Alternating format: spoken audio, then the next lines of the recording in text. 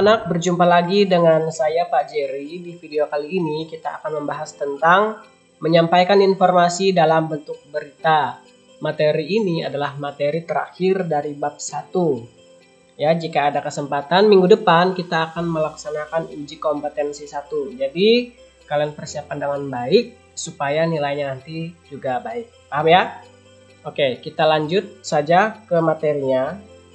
Menyampaikan informasi dalam bentuk berita, ya.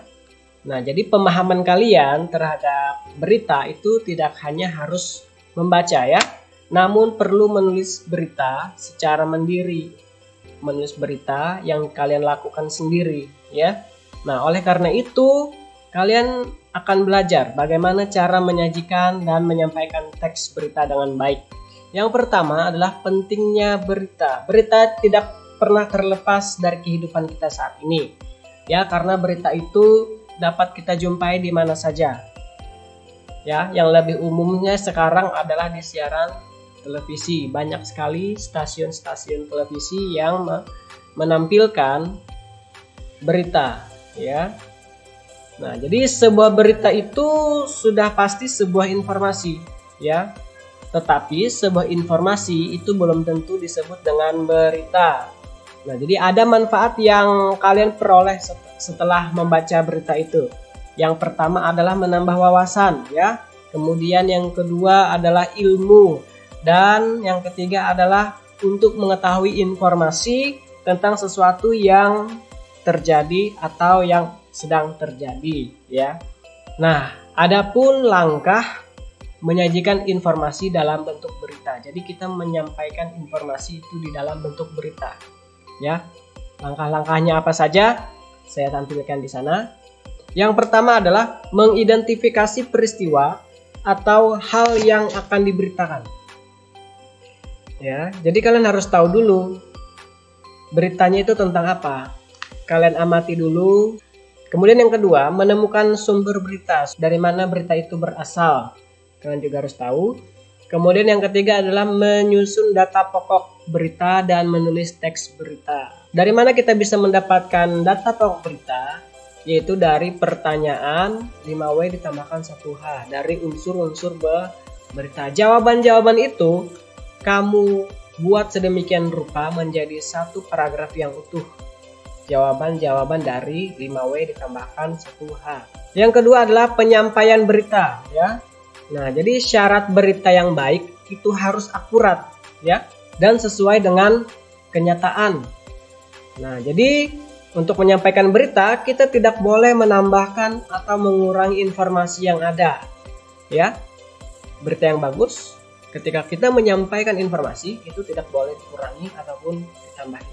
Kalian cukup memahami ide-ide pokok berita, ya, kemudian menceritakan kembali dengan kata-kata sendiri, dengan bahasa kalian sendiri. Bahasa kalian sendiri itu bukan berarti bahasa daerah atau bahasa Banjar atau bahasa sehari-hari, tetapi bahasa yang lebih santai lagi, yang lebih mudah dimengerti orang lain, ya. Nah, jadi kata-kata sendiri itu adalah maksudnya menggunakan bahasa yang sederhana, singkat, jelas, dan tentunya padat dimengerti oleh orang yang mendengar atau yang membacanya, ya. Nah, bahasa tersebut biasanya disebut dengan bahasa jurnalistik atau bahasa berita. Adapun langkah-langkah untuk menyampaikan kembali berita. Jadi kita mendengarkan informasi, mendengarkan berita dari orang lain, kemudian kita sampaikan lagi. Bagaimana langkah-langkahnya?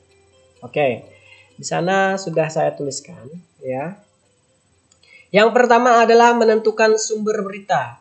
Jadi berita itu harus jelas sumbernya dari mana, berasal dari mana. Kita tidak bisa membuat berita sendiri, ya. Tetapi berita itu harus jelas sumbernya dari mana supaya bisa dipertanggungjawabkan kebenarannya. Yang kedua adalah mendatangi sumber berita. Kita mendatangi sumber berita untuk mengklarifikasi atau menanyakan apakah benar berita ini atau tidak. Yang ketiga adalah mencatat fakta dalam berita atau disingkat Adik Simba, ya. Adik Simba itu adalah singkatan dari A itu apa, di itu di mana, kemudian apa, K itu adalah kapan, kemudian si siapa, M mengapa, bagaimana. Ini adalah unsur berita. Kalau dibuat di dalam bahasa Inggris, biasa kita sebut 5W ditambahkan 1H. Ya. Kemudian yang terakhir, mengembangkan catatan tersebut menjadi sebuah teks yang utuh. Jadi kita membuat kalimat berita baru lagi menggunakan bahasa kita sendiri, ya, supaya berita itu menjadi lebih utuh, lebih padu, sehingga setiap orang yang bacanya itu menjadi paham. Paham sampai di situ?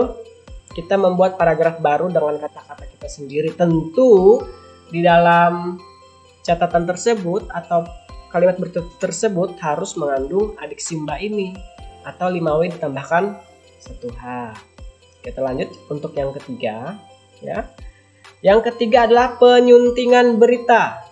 Apa yang dimaksud dengan penyuntingan berita? Penyuntingan berita ini adalah proses memperbaiki isi berita, ya. Bagaimana Pak cara memperbaikinya? Ada langkah-langkah yang harus diperhatikan. Saya tambahkan lagi, menyunting berita itu bisa kita tambahkan, bisa kita kurangi. Ya, ada kata-kata yang tidak pas, kita ganti. Ada kata-kata yang harus ditambahkan, ada kata-kata yang harus dihilangkan. Penyuntingan berita itu adalah memperbaiki kalimat di dalam berita. Paham ya? Memperbaiki kalimat di dalam berita supaya menjadi lebih baik, lebih padu dan lebih utuh.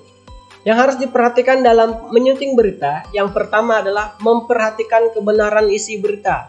Jadi salah satu ciri isi dari berita, dia harus memuat fakta atau kebenaran atau keadaan sebenarnya. Tidak boleh dikurangi dan tidak boleh ditambahkan. Sesuai apa yang dilihat oleh penulis, itulah yang disampaikan kepada orang lain. Yang kedua, memperhatikan kelengkapan isi berita sesuai adik simba. Berita yang bagus adalah berita yang mengandung unsur adik simba, supaya berita itu menjadi lebih jelas, ya, supaya tidak menimbulkan kerancuan di dalam memahami informasi berita tersebut. Yang ketiga, memperhatikan struktur berita. Seperti yang sudah saya sebutkan minggu lalu, struktur berita itu digambarkan seperti piramida terbalik. Mengapa demikian? Karena yang paling atas itu yang paling besar, itu adalah bagian terpenting dari sebuah berita.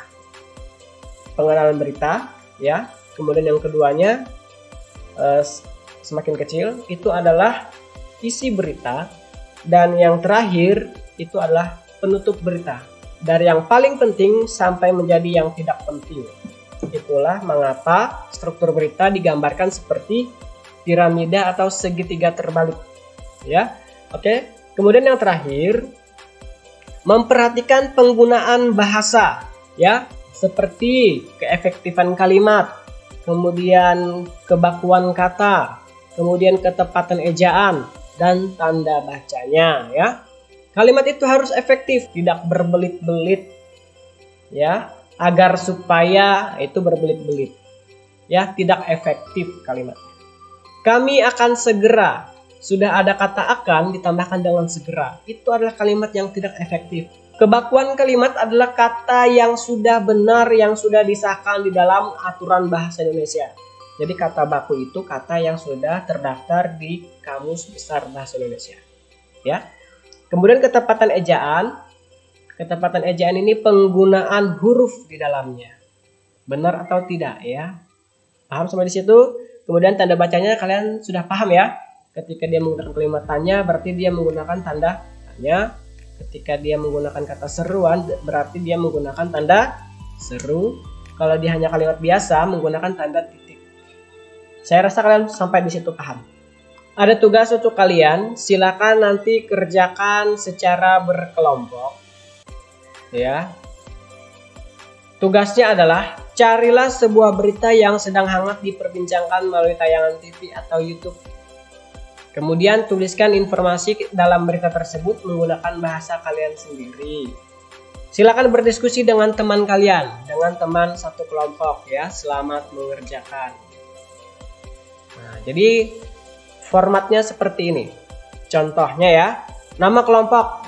Siapa nama kalian? Berapa orang? Tuliskan di situ. Nah, kemudian nama siaran berita. Nama siaran beritanya apa? Liputan 6 siang, ya. Kita tahu liputan 6 siang ini ada di channel SCTV. Kemudian media komunikasinya apa? Karena SCTV itu bisa juga tayang di YouTube, silakan nanti tuliskan di YouTube. Atau kalian saat itu menyaksikan di siaran televisi, tuliskan televisi atau TV ya. Itu saya beri dua pilihan. Jika kalian menyaksikan melalui televisi, tuliskan TV di situ. Tetapi jika kalian menyaksikan melalui YouTube, tuliskan YouTube. Ya.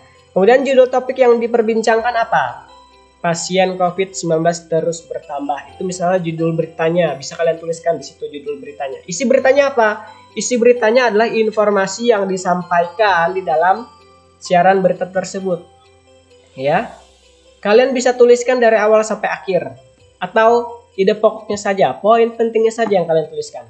Jadi informasi yang kalian tuliskan itu adalah informasi baru yang sudah kalian buat berdasarkan bahasa kalian sendiri ya, bukan bahasa daerah ya, tetapi bahasa yang lebih santai lagi, yang lebih mudah dipahami oleh orang ya.